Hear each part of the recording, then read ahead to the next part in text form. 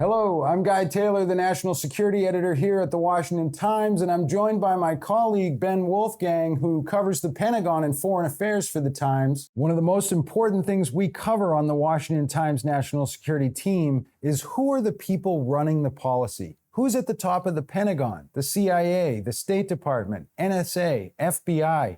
Why were they picked? Are they doing the right thing in the job for America's interests, for the American people? Are they falling victim to playing partisan politics on everything from gender identity to lobbying by powerful private weapons makers when they're supposed to be presiding over the very unpolitical ranks of soldiers, intelligence officers, and others who serve American national security?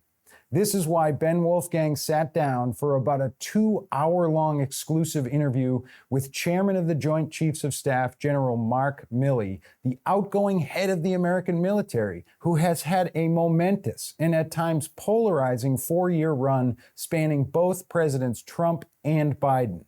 Ben, you discussed all of this with General Milley. You've written a great 3-part series that we've got on the Washington Times website now. So where did you meet with him?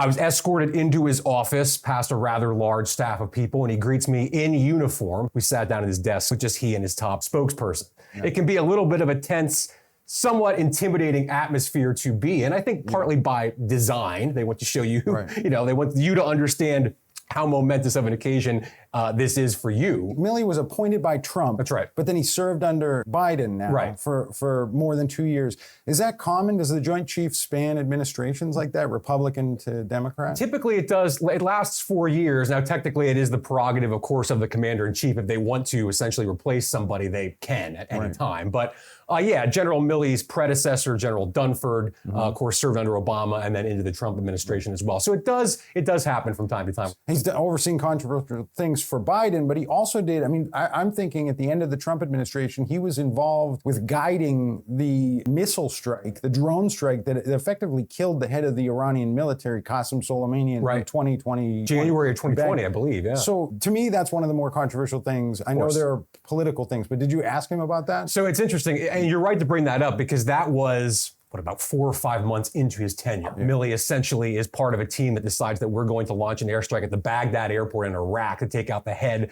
of the Iranian military, General Soleimani. And what's interesting is General Milley has framed in his office essentially what is a demand to appear in court in Iran for the assassination, as they put it, of General Soleimani. All the friction that's come to exist between sort of the Trump side of the Republican Party and General Milley.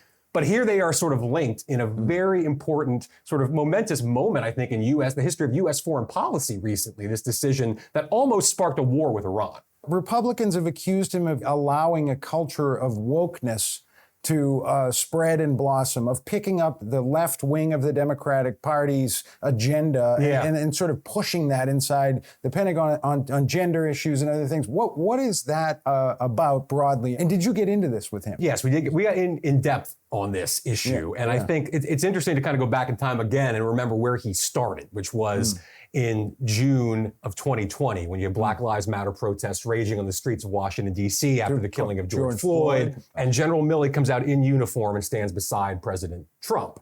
And that sparked a furor on the left, among a lot of folks, but particularly people on the left who said, this guy's trying to intimidate the American people. He's trying to make it seem like the U.S. military under Donald Trump is essentially ready to declare war on our own citizens to stop these riots that are going on in the streets. He actually responded to that criticism, though, He publicly apologized a few days after that. Said he shouldn't have been there because it essentially gave that impression of the U.S. military. Which then drew some criticism from the right. Of course. Why are you backing down? You're trying to restore order. Protests were unwieldy. You know, this is less than a year into his tenure, and he's caught up in one of the most high-profile, controversial sort of intersections of military and politics in the United States that we've seen for quite some time. And now you fast forward 3.5 years later, and he's the face of a woke left-wing military, according to some on the right. What about January 6th? Basically, pro-Trump supporters riot at the U.S. Capitol, and Milley's involved with the very controversial decision of deploying the National Guard. That's right. In response to that, that was something that the left wanted him to do. Yeah. And the right thought was an overreaction. So we're talking U.S. defense policy here, but we're now way into the weeds of politics. Well, right. And that I think that, to me, is sort of Milley's tenure in a nutshell. Because when you sit down with the guy, I mean, this is a lifelong, Army guy who's dedicated his essentially his entire life to the U.S. military. Where is he from originally? From Massachusetts, outside He's got Boston. the accent. Yeah, he does. He certainly has the accent. Went to Princeton. Right. So he's one of those folks that you could see early on. He was on a track to be somebody smart in the armed forces. Right. You have to be smart, and you have to know how to navigate politics. So as much as he says that he wants to stay out of it and maintain the apolitical nature of the military, there's politics in diplomacy, there's politics in the armed forces, there's politics in the intelligence community, as you know. And if you're going to get to that level, you have to be at least somewhat adept at navigating that, and he is. What about the wokeness argument now? I mean, where are we? What is that? We're talking about drag shows on bases. We're talking about critical race theory. I mean, some of the things that the far right side of the Republican Party, their handpicked Matt Gaetz and others will bring up. Right. They make it look like Milley's presiding over a circus over at the Pentagon. Is that actually happening? I mean, the context of why that's important for the folks who criticize it is that they're saying there's too much time being spent on this stuff. You're spending time teaching folks what pronouns to use as opposed to what's the U.S. strategy going to be if we get into a shooting war with China in the Pacific? Is that true? It depends sort of on your perspective, I guess. Now, the folks on the Milley side, the folks in the Pentagon will say there have been, I think, 4 drag shows ever scheduled on U.S. military bases. Some were canceled before they even happened. So scheduled by who? I mean, the local commanders on the bases. And in at least one instance, when the Pentagon found out about it, they canceled it and said, you're not doing this. We think this is a ridiculous thing to do on a U.S. military base. So on one hand, you could say these are isolated incidents that are being blown way out of proportion by some folks in the Republican Party who are critics of Milley. On the other hand, you could say, why have we created an environment where anybody in the U.S. military wants to have a drag show on a base? So to a degree, I think, Guy, it's almost a Rorschach test. Right. You see what you want to see. There is no question. There are examples, high-profile examples of quote-unquote left-wing woke ideology in the Pentagon, in the armed forces. Is it this widespread cancer that's eating the military from the inside?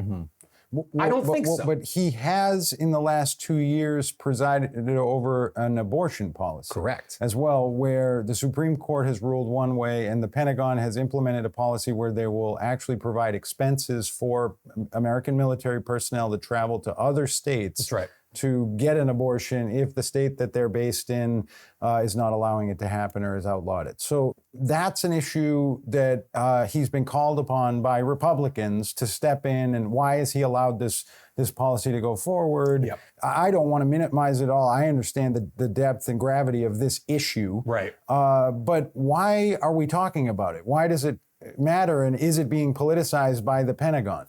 General Milley didn't have a hand in writing this policy, didn't have a hand in implementing it. I'm not sure if he agrees with it. He wouldn't tell you, necessarily face-to-face whether he does or he doesn't.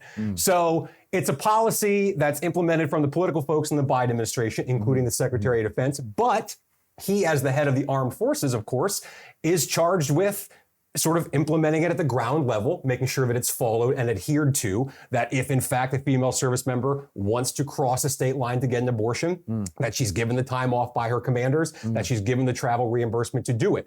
So he's sort of thrust into this issue again. Could be fired by President Biden if he were to intervene. Absolutely. Possibly. Maybe we're giving him too much of the benefit of the doubt there. But this also has become really political vis-a-vis other appointments at the Pentagon, and it's a big issue on Capitol Hill with the Armed Services Committee. Absolutely. What's going on there, and what's Milley's take? So there's a hold on all military promotions, confirmations at the Pentagon. I think we're up to literally hundreds, probably thousands now of folks who aren't getting the promotions or confirmations that they would otherwise get in a very rapid voice vote in the Senate floor because Senator Tuberville of Alabama is objecting to the abortion policy that you just mentioned. So he's saying, this policy needs to be revised, revoked, or at the very least need to have a vote on the Senate floor on this policy. Otherwise, as is the prerogative of any senator, I'm going to stand in the way of all of these promotions. Right. So General Milley, once again, tries to avoid getting down into that political partisan muck, if you will. But it's having a real effect on the Joint Chiefs. You walk through the halls of the Pentagon and they have portraits of all the heads of each of the services. I think 3 of them are blank now because you don't have a Senate-confirmed head of the Marine Corps. You don't have a Senate-confirmed head of the Army Chief of Staff or, I believe, the Air Force now.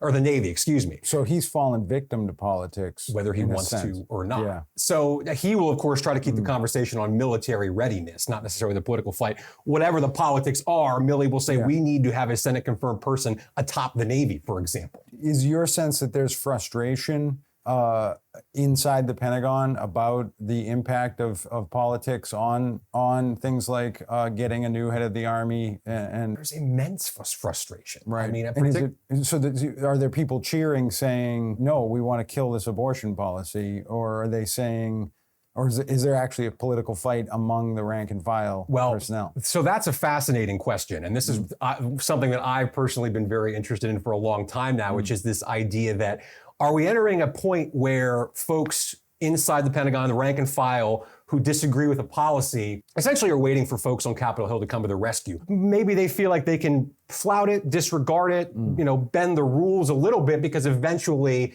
the political winds are going to change on Capitol Hill. You'll have a different administration. This policy will go by the wayside. Right. So you're putting folks like Milley in a pretty tricky spot when you're asking them to stand up there and defend these pretty hot-button controversial issues that, not too long from now might be totally reversed by the next administration or the next Congress. I want to go to the obvious Ukraine war issue. We've got Russia attacking Ukraine, and we've got the Biden administration trying to rally NATO and the EU. Right. Milley has been there the whole time. The United States is the sort of big dog on the block that's providing the most weaponry, but there's been a deficit to U.S. weapon stockpiles, and there's this concern about how quickly those stockpiles can be. We're talking about Stinger missiles, things that would be essential should a surprise conflict break out. Right. Where did General Milley stand on this in turn? What did he have to say about this stockpile deficit? Are we going to be able to fill it? Is it real? Is it being hyped? Well, this is interesting because I think General Milley found himself in a position, as several administration officials have, of kind of cleaning up after what President Biden has said. Because a few months ago, when we decided, we being the U.S., to send cluster munitions to Ukraine, President Biden did an interview on ABC News where he said, we're running low on traditional artillery shells. And that's why we have to send these quote unquote cluster munitions to Ukraine, because we don't have enough of the more conventional weapons to send them. So that sparks obviously a lot of concern, for good reason, that if a war breaks out tomorrow, if there's a 9/11 style event and the U.S. has to go to war, whatever the case may be, do we not have enough of the nuts and bolts stuff that we need to fight and win a war? General Milley says we're not going to go below an acceptable level of risk with the stockpiles of all that stuff: Stinger missiles, defense systems, artillery ammunition, shells, body armor, night vision goggles, radar equipment. So he downplayed it.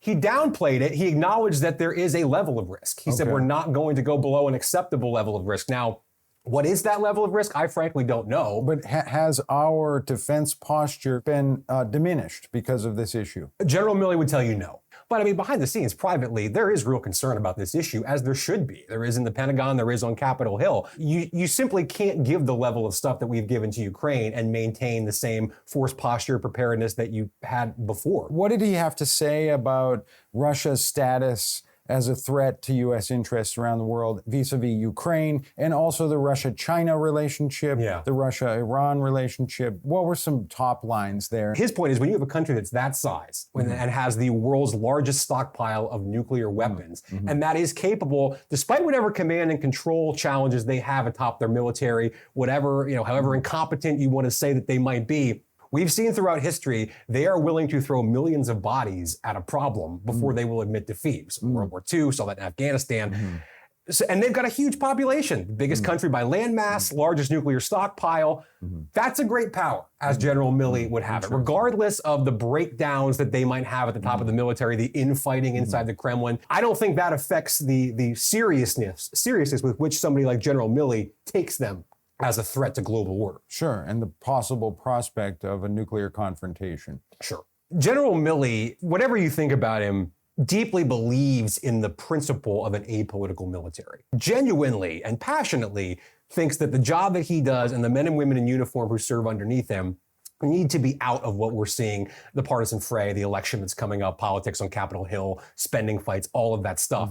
And you've watched him, and I've watched him over this 4-year term, sort of try and just hold on to that ideal, I think, as it's slipping through his fingers. And maybe that's through no fault of his own. Maybe that's just the reality that we all live in now. My view is that he's actually done a very good job. When you've got someone in charge of really the biggest national security apparatus of the executive branch who's able to serve two presidents, very different ideologies, and do it in a way that draws heated criticism from both sides of the aisle, he's done a good job. I don't know if I would say he's done a good job. I'm not sure how much of it is his fault, though. I'm not sure that anybody else would have done a better job. There are multiple times when he could have taken a stand, though. I mean, he could have said, I went out in uniform because if these protests outside the White House in 2020 get any bigger, we're going to have to send the National Guard in. Sure. And instead, he walked it all back and said, I didn't want to appear with the commander-in-chief at the time, President Donald Trump, as if I actually served him. So that, he could have taken a stand there. But I actually like that he didn't. That, in fact, his stand was, I'm going to make it clear to everybody I'm pulling back. Right. And I think he basically did the same thing with January 6th. Well, and it's worth remembering, too, we're talking about all the incoming fire that he's taken from folks, Republicans in Congress after January 6th. And I think to this day, to some degree, there's still a school of thought on the left that the U.S. military and the military veterans community is filled with extremists who are just ripe to be put into white supremacist militias that could potentially overthrow the government of the United States. Milley's had to deal with that. So when you're dealing with that breadth of criticism from all over the political spectrum over a course of 4 years on a host of different issues, has he successfully kept the military out of the political fray? No, I don't think he has. No. Could anybody else have done better? Probably not. Ben, amazing stuff. Thank you so much for walking us through it and really giving us a behind-the-scenes look at what goes into an interview like this, and then also just putting a finer point on what you all talked about that's beyond what's in the stories. I appreciate your work here at the Washington Times. And that brings us to the end of our conversation on national security today and Ben Wolfgang's interview with outgoing Joint Chiefs Chairman General Mark Milley. I want to extend a serious thank you to our readers and our Washington Times subscribers for supporting our journalism. For more stories like this and all your news, visit us at WashingtonTimes.com.